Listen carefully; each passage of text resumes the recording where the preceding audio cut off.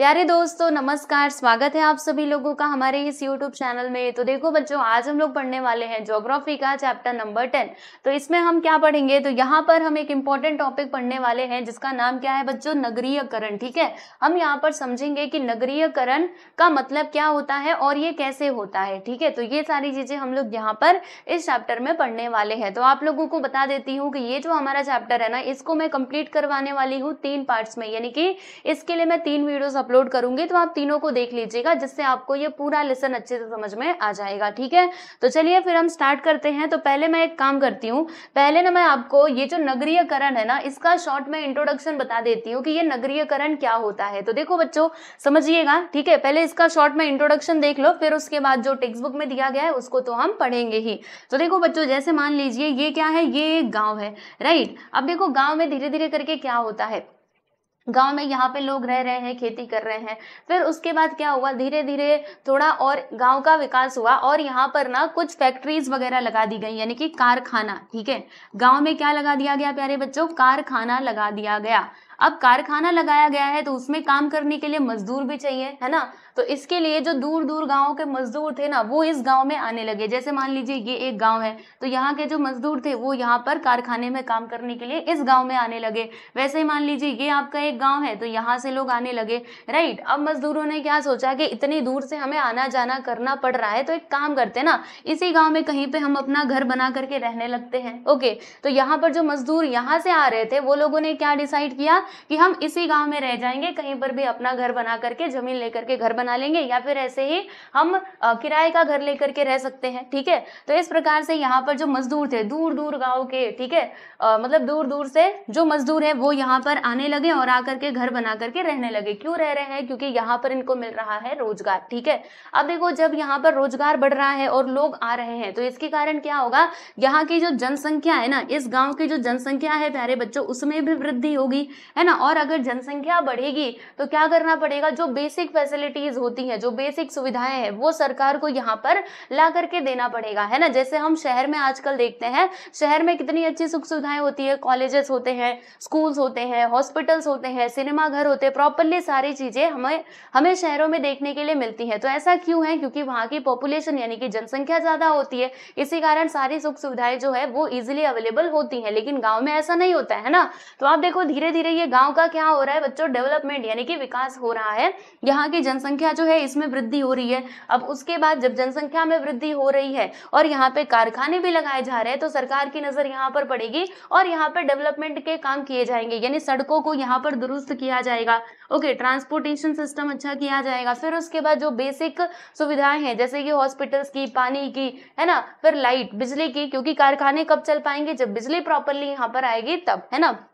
तो इस प्रकार से सारी जो सुख सुविधाएं हैं वो यहाँ पे बढ़ने लगती हैं और धीरे धीरे इस गांव का विकास होने लगता है। ठीक है, कुछ समय बाद क्या हुआ कि यहाँ पर सड़कें बहुत अच्छी बन चुकी हैं, यहाँ पे बस स्टॉप वगैरह भी बन चुके हैं, ताकि दूर दूर के लोग जो है वो यहाँ पे इजिली आ सकते हैं। ओके, और ये जो गाँव है ना बच्चों, ये गाँव का पूरा जो स्वरूप है वो बदल चुका है। पहले ये गाँव कैसा था, वीरान था, बस यहाँ पे खेत थे और एक आध बस्ती थी जहाँ पे लोग रहा करते थे और खेती का काम करते थे। लेकिन कारखाने लगने से क्या हुआ, मजदूर आने शुरू हुए, यहाँ पे पॉपुलेशन बढ़ी, मतलब जनसंख्या बढ़ी, जिसके कारण सरकार ने और यहाँ पे डेवलपमेंट के कार्य किए, सड़कें बनाए, बस अड्डे बनाए, ठीक है, बहुत सारी चीजें बनाई, स्कूल्स, कॉलेजेस, ये सब कुछ भी यहाँ पे बन करके तैयार हो गए हैं। तो अब ये जो आपका गांव है ना बच्चों, ये गांव नहीं रह गया, बल्कि किस में बदल चुका है, तो ये ना नगर में बदल चुका है। ठीक है, समझ में आ रहा है, यानी गांव से ही क्या बनता है, नगर, यानी कि शहर बनते हैं। जैसे आजकल जो हम शहर देखते हैं वो अपने आप ही शहर थोड़े ना बना। ओके, शहर कब बना, पहले वो गांव था, फिर धीरे धीरे करके जब यहाँ पे विकास हुआ, ओके, जब जनसंख्या बढ़ी, तब जाके वो शहर बना, राइट। तो उसी प्रकार से ये जो गांव है अब ये क्या बन चुका है, शहर बन चुका है। ठीक है बच्चों, समझ में आया। तो इसी को हम यहाँ पर पढ़ने वाले हैं इस पाठ में कि ये जो नगरीयकरण हो रहा है, यानी कि गांव से जो नगर बन रहे हैं वो किन किन कारणों से बनते हैं, क्या क्या होता है, क्या क्या नहीं होता है, ये सारी चीजें हम लोग यहाँ पर इस चैप्टर के अंदर समझने वाले हैं। ओके, तो शॉर्ट में मैंने आपको इसका इंट्रोडक्शन बता दिया है। अब चलिए हम चलते हैं हमारे टेक्स्ट बुक में। तो देखो बच्चों, यहाँ पर थोड़ा बातें दी गई हैं। यहाँ पर देखिएगा बच्चों, दो लोग हैं। कौन कौन है? तो एक है तात्या, दूसरे कौन है? सुरेश। तो तात्या कौन है? सुरेश के पिताजी हैं, और सुरेश कौन है? तो तात्या का बेटा है। अब देखिए इनके बीच में क्या बातें चल रही है जरा हम समझते हैं। और एक और बात, ये तात्या कौन है? तो ये ना किसान है, यानी कि जो खेती का काम करते हैं। ओके, तो देखिएगा तात्या अपने बेटे से क्या कहते हैं कि सुरेश, आज मैं खेत देरी से आऊंगा, इसीलिए तुम पहले जाओ। वो अपने बेटे से कह रहे हैं कि सुरेश, आज मैं खेत में ना देर से आऊंगा, इसीलिए तुम पहले जाओ। तो सुरेश क्या कहता है कि तात्या, यानी अपने पिताजी को वो कह रहा है, तात्या मेरे मन में आज कारखाने में जाने का विचार है, यानी इसका मन कर रहा है कारखाने में जाने का। तो देखिएगा, तो फिर तात्या क्या कहते हैं, क्यों रे, मतलब क्यों, तुम कारखाने में क्यों जाना चाहते हो? तो देखो यहाँ पे सुरेश मतलब जो उनका पुत्र है वो क्या कहता है कि मुझे ऐसा लगता है कि मैं उस कारखाने में नौकरी करूं। सुरेश को क्या लग रहा है, ये कारखाने में क्यों जाना चाहता है? क्योंकि इसका मन कर रहा है कि वो कारखाने में जाकर के क्या करे, नौकरी करे। ठीक है, फिर उसके बाद तात्या कहते हैं कि कारखाने में नौकरी क्यों बेटा? वो पूछ रहे हैं कि बेटा कारखाने में नौकरी क्यों करोगे तुम? ओके, तो अब देखो यहाँ पे जो सुरेश है वो क्या कहता है, सुनिएगा। देखिए सुरेश कह रहा है कि तात्या, कारखाने में नौकरी करने से मुझे प्रतिमाह वेतन मिलेगा, यानी अगर मैं कारखाने में नौकरी करूंगा, अगर मैं वहां पे जॉब करूंगा तो मुझे क्या मिलेगा, मुझे ना हर महीने वेतन, यानी कि मुझे मेरा पगार मिलेगा। ठीक है, तो अधिक समय काम किया तो क्या मिलेगा, अधिक वेतन मिलेगा। ऐसा होता है ना फैक्ट्री के अंदर, जो भी मजदूर लोग होते हैं जब वो ओवर टाइम करते हैं, एक्स्ट्रा काम करते हैं, तो उनको एक्स्ट्रा इनकम होती है ना, ज्यादा पैसे मिलते हैं। तो ये कह रहा है कि अगर मैं अधिक समय तक वहां पे काम करूंगा ना तो मुझे ज्यादा पैसे मिलेंगे। और उसी प्रकार दिवाली में क्या मिलेगा, मुझे बोनस मिलेगा, है ना। बोनस भी तो मिलता है ना, जो भी लोग जॉब वाले पर्सन होंगे उनको पता होगा कि दिवाली पे क्या मिलता है। देखो, एक तो आपकी सैलरी फिक्स होती है, राइट, वो आपको हर महीने मिलनी ही है। इसके अलावा अगर आपने ओवर टाइम किया, ओके, एक्स्ट्रा काम किया, तो आपको एक्स्ट्रा पैसा मिलता है, और दिवाली पे आपको बोनस भी मिलता है। तो यहाँ पे यही सारी बातें जो है ये सुरेश बता रहा है कि पिताजी, अगर मैं कारखाने में काम करूंगा तो मुझे सैलरी मिलेगी हर महीने की। इसके अलावा मुझे, अगर मैंने एक्स्ट्रा काम किया तो मुझे एक्स्ट्रा पैसा मिलेगा, और क्या मिलेगा, और मुझे दिवाली पर ना बोनस भी मिलेगा। तो तात्या कहते हैं, अरे फिर अपनी खेती का क्या होगा बेटा? अब जो तात्या जी हैं वो पूछ रहे हैं, अच्छा बेटा ठीक है, तू कारखाने जाने की बात तो कर रहा है, लेकिन तू कारखाने चला जाएगा तो फिर हमारी खेती का क्या होगा, चल बता। तो देखो यहाँ पे सुरेश क्या कहता है, सुरेश कहता है कि पिताजी, नौकरी करते करते खेत का काम भी देखूंगा, आप टेंशन मत लो, मतलब मैं नौकरी भी कर लूंगा, इसके अलावा जो आपके खेती का काम है वो भी मैं देख लूंगा। तो पिताजी कहते हैं, वह सब तो ठीक है, पर क्या यह तुझसे होगा? अब ये पूछ रहे हैं, अच्छा ठीक है, चल कोई बात नहीं, ठीक है, लेकिन क्या ये तू मैनेज कर पाएगा, यानी तू नौकरी भी करेगा, खेती का काम भी करेगा, क्या ये तू कर पाएगा? तो देखो सुरेश क्या कहता है कि तात्या, मैं सब देखूंगा, उसकी चिंता मत कीजिए। वो कह रहा है कि पिताजी, मैं सब कुछ देख लूंगा, आप बिल्कुल भी टेंशन ना ले। ओके, हम थोड़ा भविष्य का विचार करेंगे। आज हमारा गांव जैसा दिख रहा है ना, उसमें भविष्य में बहुत बड़ा परिवर्तन होने वाला है। देखो यहाँ पर अब जो उसके पिताजी हैं वो पूछ रहे हैं ना कि बेटा तू ये दोनों चीजें मैनेज कर लेगा, क्या तू सारा काम कर पाएगा? तो तात्या कहते हैं, हाँ पिताजी, आप उसकी चिंता छोड़ दीजिए, मैं सब काम कर लूंगा। और अगर हम भविष्य की बात कर रहे हैं, आप देखो जो ये सुरेश है ना, वो अपने पिताजी को भविष्य की बात समझा रहा है कि अगर हम भविष्य का विचार करें तो आज जैसा हमारा गांव दिख रहा है ना पिताजी, वैसा वो आपको भविष्य में नहीं दिखने वाला। ठीक है, जैसे हम यहाँ पर गांव में अभी देख रहे हैं, इतने सारे हमारे खेत है, ओके, उपजाऊ भूमि है, हम यहाँ पे खेती का काम कर पा रहे हैं, लेकिन आगे आने वाले समय में ऐसा कुछ सब कुछ नहीं होगा। ठीक है, कह रहा है कि बहुत बड़ा परिवर्तन होने वाला है। तो तात्या यानी उस पिताजी क्या कहते हैं कि कौन सा परिवर्तन कह रहे हो तुम? पूछ रहे हैं, अच्छा बेटा बता कौन सा परिवर्तन? तो देखो यहाँ पर जो उनका पुत्र है वो कहता है कि तात्या, आप थोड़ा भूतकाल में जाइए, यानी कि आप थोड़ा पीछे जाइए। भूतकाल यानी क्या होता है, पीछे। ओके, थोड़ा पास्ट में जाकर के सोचो, पहले वाला गांव जो है ना उसको याद करो। हमारे गांव कितने छोटे थे और आज हमारे गांव की स्थिति देखिए, यानी जो हमारे गांव हुआ करते थे पिछले मतलब पहले जाकर के आप सोचो कि हमारे गांव कितने छोटे थे और आज हमारे गांव की स्थिति देखिए, उसमें कितना परिवर्तन हुआ है। आज हमारे गांव के सामने क्या आ गया है भाई, कारखाना आ गया है। हमारी खेती गांव के पास है ना, हमारी खेती कहाँ पर है, गांव के पास ही है। कारखाना शुरू होने से सड़कों का क्या होगा, विकास होगा, दवाखाना बनेगा, विद्यालय बनाए जाएंगे, महाविद्यालय बनेगा, प्रशासकीय कार्यालय जैसे सुविधाएं शुरू होंगी, है ना। समझ में आ रहा है? देखो ये क्या क्या बोल रहा है, इतना भविष्य के बारे में सोच रहा है कि देखो पिताजी पहले हमारा गांव कैसा हुआ करता था, बस मतलब छोटा सा ही गांव था, लेकिन आज इसकी स्थिति देखिए कि हमारे गांव के सामने कारखाना आ चुका है। अब धीरे धीरे करके क्या होगा, यहाँ पे सड़कें बनाई जाएंगी, हॉस्पिटल्स बनाए जाएंगे, दवाखाना, ओके, फिर उसके बाद प्रशासकीय कार्यालय बनेगा, महाविद्यालय बनेगा, विद्यालय बनेगा, है ना। तो ये सारी सुख सुविधाएं जो है वो शुरू हो जाएंगी और गांव में बड़ी बड़ी कैसी क्या हो जाएंगे, इमारतें खड़ी हो जाएंगी, बाहर से लोग यहाँ पर रहने आएंगे और गांव का क्या होगा, विस्तार होगा और गांव का क्या होगा, हमारे विकास होगा। ठीक है, तो ये यहाँ पर समझा रहा है अपने पिताजी को। कौन समझा रहा है भाई, तो ये समझा रहा है तात्या। ठीक है, तात्या ने उनका पुत्र यानी कि सुरेश। ओके बच्चों, तो यहाँ पर जो आप लोगों ने बातें सुनी दोनों की, पिता और पुत्र की, तो इसमें किसकी तरफ संकेत किया जा रहा है, नगरीयकरण की तरफ ही तो संकेत किया जा रहा है कि आगे आने वाले समय में क्या होगा। अभी कारखाना लगा है, धीरे धीरे करके और सारा विकास का काम होगा, दवाखाना, हॉस्पिटल्स, ओके, सारी सुख सुविधाएं जो है वो यहाँ पर लाने की कोशिश की जाएंगी। ओके, तो हमारे गांव जो है यहाँ पे बड़ी बड़ी इमारतें भी खड़ी होंगी, लोग बाहर से यहाँ पर आएंगे रहने के लिए और इस प्रकार से हमारे इस गांव का क्या होगा बच्चों, विकास होगा। ओके, तो यहाँ पर किसकी तरफ इन्होंने संकेत किया है, सुरेश ने नगरीयकरण की तरफ, यानी कि अब हमारा गांव धीरे धीरे करके किस में बदल जाएगा, तो शहर में बदल जाएगा। ओके, तो चलिए अब जरा हम इसका भौगोलिक स्पष्टीकरण देख लेते हैं। तो आपके ध्यान में आएगा, क्या आएगा कि सुरेश के गांव के पास कारखाना शुरू होने से गांव के लोगों के व्यवसाय में परिवर्तन होने लगा है। यानी जब कारखाना शुरू हुआ, क्योंकि देखो अगर इसके गांव में कारखाना नहीं होता तो सुरेश कभी कारखाने जाने की बात ही नहीं करता। अब क्योंकि इसके गांव में आ चुका है कारखाना, तो इसको लग रहा है ना कि मैं भी कारखाने में काम करूं, नई नई चीजें सीखूं, क्योंकि हो सकता है आने वाले टाइम में ये खेती के हमारी जमीन भी ना हो तो मुझे इसी सब में काम करना पड़ेगा, है कि नहीं। तो धीरे धीरे क्या हो रहा है, लोगों के व्यवसाय में परिवर्तन हो रहा है। जैसे सुरेश ने सोचा कि मैं खेती का भी काम कर लूंगा, कारखाने में भी काम कर लूंगा, है ना। अगर कारखाना नहीं होता तो वो खेती में ही लगा रहता।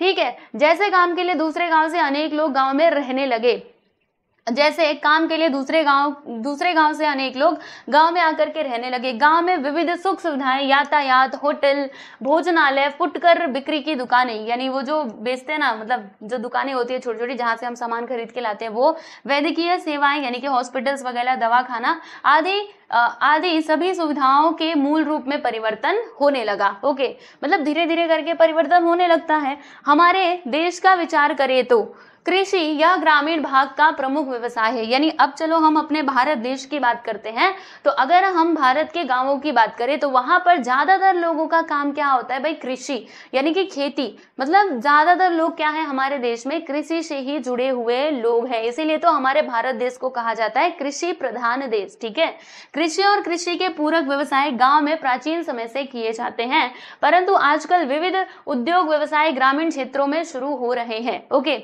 जैसे अभी देखो ग्रामीण क्षेत्रों में भी अलग अलग जो उद्योग वगैरह है वो सभी यहाँ पे शुरू हो रहे हैं, जैसे कि कारखाने हो गए, मिलें, ऊर्जा के प्रकल्प, ओके, जहां से एनर्जी को प्रोड्यूस किया जाता है, बहुउद्देशीय प्रकल्प आदि। बहुउद्देशीय प्रकल्प क्या है भाई, बहुउद्देश्य मतलब क्या होता है ना, जैसे कि गांव में नहर वगैरह में पानी भेजा जाता है, सरकार की तरफ से छोड़ा जाता है, या फिर नदियों के ऊपर बांध वगैरह बना दिए जाते हैं, राइट। तो ये सब कुछ किस में आ जाएगा, बहुउद्देशीय प्रकल्प में आ जाएगा। ओके, तो इसी कारण स्थानीय तथा आसपास के प्रदेश के लोग इन कार्यों के लिए गाँव में आने लगते हैं। अगर गाँव में कारखाने, मिल, ऊर्जा प्रकल्प ये सब कुछ शुरू होगा तो जो आसपास के गाँव के लोग हैं वो हमारे गाँव में आएंगे ही काम करने के लिए, है ना। जहाँ पर रोजगार होता है वहीं पर तो लोग जाते हैं। जैसे हम देखते हैं कि मुंबई और दिल्ली जैसे शहर में ज्यादातर मतलब वहां पे बहुत ज्यादा जनसंख्या होती है। अलग अलग देशों मतलब अलग अलग हमारे देश के भागों के जो लोग हैं वो कहाँ पर आते हैं, मुंबई और दिल्ली जैसे शहरों में आते हैं। क्यों आते हैं, क्योंकि यहाँ पर रोजगार है और जहाँ पर रोजगार रहेगा वहीं पर लोग आपको ज्यादा देखने के लिए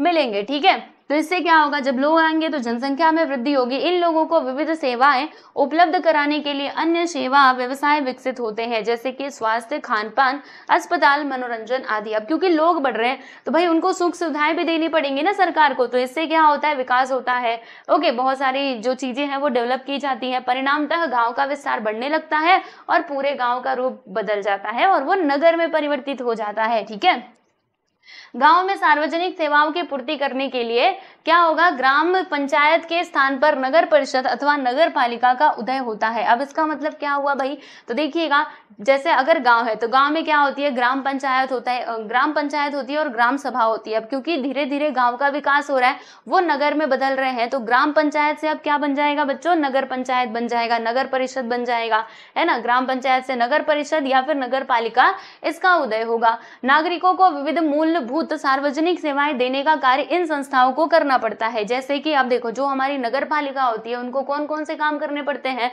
तो पानी की मतलब स्वच्छ पानी मिलना चाहिए भाई पीने के लिए, सड़कें होनी चाहिए, यातायात प्रॉपरली होना चाहिए, गंदे पानी के निकास की व्यवस्था यानी नाली वगैरह भी बनाने का काम इनका होता है, सड़कों पर बिजली आदि, मतलब जो हम देखते हैं ना स्ट्रीट लाइट देखते हैं, जब सड़क पे चलते हो तो स्ट्रीट लाइट होती है ना, जिससे आपको मतलब आसानी होती है सड़कों पे चलने के लिए, आपको सब कुछ साफ साफ सुंदर सुंदर दिखाई देता है, तो वो है सड़कों पर बिजली आदि, ये सुख सुविधाएं प्रोवाइड करना, मतलब क्या करवाना, प्रोवाइड का मतलब क्या होता है, देना, किसका काम होता है, नगर पालिका का। तो इसके अलावा नगर नियोजन, मनोरंजन के साधन, दर्शनीय स्थल, कहाँ गया देखिए, दर्शनीय स्थल, साथ ही सड़कें, होटल, निवास आदि घटकों में भी वृद्धि होती है। जैसे भारत में, जैसे देखिएगा अब धीरे धीरे करके विकास हो रहा है, तो और भी जो चीजें हैं उनका भी यहाँ पर क्या किया जाएगा बच्चों, विकास किया जाएगा। ठीक है, रुको हम कुछ ज्यादा ही आगे आ गए हैं, हम यहाँ पर थे, है ना। तो नगर नियोजन, मनोरंजन के साधन, दर्शनीय स्थल, बाग आदि सुविधाओं को भी विकसित करना पड़ता है। परिणामतः गांव का रूपांतर किसमें हो जाता है, नगर या फिर शहर में हो जाता है। ठीक है, जब ये इतनी सारी चीजें डेवलप होंगी तो डेफिनेटली है कि जो हमारा गांव है इसका विकास जरूर होगा। ठीक है, तो अब चलो यहाँ पर ना मैं आपको बताती हूँ, थोड़ा विचार कीजिए, इसको जाने दो। यहाँ पर आप देखो, ये इंपॉर्टेंट बात है कि हम किसको कहेंगे नगर। तो देखिएगा, भारतीय जनगणना आयोग की ओर से नगरों के संदर्भ में 1961 में निम्न निष्कर्ष निश्चित किए गए हैं, यानी आप किस गांव को नगर कह सकते हो। तो सुनिएगा, आपको बताती हूँ, देखो जिस बस्ती यानी जिस गांव में काम करने वाले 75% पुरुष कृषि के अलावा अन्य व्यवसाय करते हैं, ऐसी बस्ती को नगरीय बस्ती समझिए। यानी हम नगरीय बस्ती किसको कहेंगे भाई, तो देखिएगा जिस गांव में, ओके, जैसे मान लीजिए एक गांव है तो वहां पे 75% पुरुष यानी 100 में से 75% पुरुष अगर कृषि के अलावा अन्य व्यवसाय भी करते हैं, मतलब दूसरा कुछ काम भी करते हैं, इसके अलावा वो कृषि भी कर रहे होते हैं, तो ऐसी बस्ती को हम क्या कहते हैं बच्चों, नगरीय बस्ती कहते हैं। ठीक है, और दूसरी बात देखिए क्या है कि बस्ती की जनसंख्या कितनी होनी चाहिए, तो 5000 से अधिक होनी चाहिए। और तीसरी बात यहाँ पर यह है कि बस्ती की जनसंख्या का घनत्व दर कितना होना चाहिए, कम से कम 400 वर्ग किलोमीटर, इतना तो होना ही चाहिए। तो अगर किसी गांव में ऐसा होता है ना, तो फिर आप उसको क्या कह सकते हो, नगर कह सकते हो। और ये किसके अनुसार, तो यही है देखिएगा 1961 के अनुसार। ठीक है, चलो भाई, मतलब यहाँ पर जो जनगणना हुई थी ना उसके अनुसार। अब उसके बाद यहाँ पे कुछ बातें और दी गई है, जरा हम इनको देख लेते हैं प्यारे दोस्तों। तो यहाँ पर ये तालिका दी गई है, इसको जरा समझने का प्रयास कीजिएगा। इसमें जानते हो क्या बताया गया है, इसमें ना जो जनसंख्या है उसमें किस किस प्रकार से वृद्धि हुई है वो बताया गया है। जैसे देखिएगा, वर्ष 1961 में जनसंख्या, नगरीय जनसंख्या वृद्धि यानी मतलब जो नगर की जनसंख्या है उसमें कितना बढ़ोतरी हो रहा है, और नगरीय बस्तियों की संख्या यहाँ पर दी गई है। ठीक है, तो देखिएगा कितना हो रहा है, ये प्रतिशत में दिया गया है 17.79। ठीक है, और नगरीय बस्तियों की संख्या कितनी, 2270। ठीक है, ठीक उसी प्रकार से यहाँ पे और भी बातें दी गई हैं। जैसे देखो 1971 यहाँ पे जनसंख्या वृद्धि का जो प्रतिशत है वो कितना दिया है, 19.91। ठीक है, इसको पढ़िएगा, 19.91 है। फिर उसके बाद 81 में देखो इतना हो गया, फिर उसके बाद 1991 में इतना हो गया, 2001 में इतना हो गया, 2011 में इतना होगा। हम सब जानते हैं कि हर 10 साल में क्या होता है, जनगणना होती है, तो उसके आधार पर ये डेटा निकाला गया है और यहाँ पे ये रिप्रेजेंट किया गया है। ठीक है बच्चों, तो आइए जरा हम इसका भौगोलिक स्पष्टीकरण देखते हैं और समझने का प्रयास करते हैं कि जो जनसंख्या है वो हमारे भारत देश में किस किस दर से वृद्धि हुई है। ठीक है, तो देखिएगा, भारत में नगरीय बस्तियों का विचार करने पर पता चलता है कि सन 1961 से 2011 तक, ओके, नगरीय बस्तियों की जनसंख्या में क्या हो रहा है, नगरीय बस्तियों की जनसंख्या में सतत वृद्धि होती गई है। कहीं पर भी आपको कम दिखाई दे रहा है क्या, या तो इसमें या फिर इसमें नहीं, हर जगह क्या हो रही है, वृद्धि होते ही जा रही है, क्योंकि जनसंख्या लगातार बढ़ रही है। ठीक है, सन 1961 से 1981 81 तक नगरीय जनसंख्या की वृद्धि साधारणतः कितनी 5.55% थी। मतलब यहाँ से लेकर के यहाँ तक अगर देखा जाए तो जनसंख्या में कितनी वृद्धि हुई है, तो 5.55% की वृद्धि हुई है। ओके, लेकिन अगर यहाँ पे 1981 से 2000 तक की बात करोगे, यहाँ से लेकर के यहाँ तक, तो फिर कितनी वृद्धि हुई है, तो देखिएगा जो जनसंख्या प्रतिशत का दर है वो कितना तेजी से बढ़ रहा है, 13.73 हो गया है। और अगर मैं अभी प्रेजेंट टाइम की बात करूं, अभी की बात करूं, वर्तमान समय की, तो पूरे वर्ल्ड में अगर आप देखोगे ना तो भारत की जनसंख्या ही आपको सबसे ज्यादा देखने के लिए मिलेगी। ठीक है, तो ये होता है। इसका अर्थ क्या है कि भारत में नगरीय जनसंख्या तीव्र गति से क्या हो रही है, उसमें वृद्धि हो रही है। नगरीयकरण अनेक कारणों से होता है, हम उनमें से कुछ कारणों का अध्ययन यहाँ पर करेंगे। तो देखो बच्चों, जो ये नगरीयकरण हम देख रहे हैं उसके अलग अलग कारण है। ओके, मतलब अलग अलग कारणों से होता है, जैसे कि औद्योगिकीकरण हो गया, इसके अलावा व्यापार हो गया, ये देखो प्रौद्योगिकीकरण और तकनीकी हो गया, और स्थानांतरण। ठीक है, तो ये सभी क्या है, इसके कारण है। इन कारणों से क्या होता है कि जो हमारा नगरीयकरण है ना वो होता है। ठीक है बच्चों, तो ये जो इसके कारण है उसको हम पढ़ेंगे हमारे अगले वीडियो में। अभी बस मतलब आज के लिए बस इतना ही रहने देते हैं। तो यहाँ पर हमने किसको समझा है, नगरीयकरण को समझा है। आई होप आपको सारी बातें समझ में आ गई होंगी। तो चलिए बच्चों, मिलते हैं अगले वीडियो में और हम देखेंगे फिर नगरीयकरण के कारण। ठीक है, तो चलो सब लोग अपना ध्यान रखो, पढ़ते रहो, मुस्कुराते रहो। मिलते हैं नेक्स्ट वीडियो में। Bye bye everyone.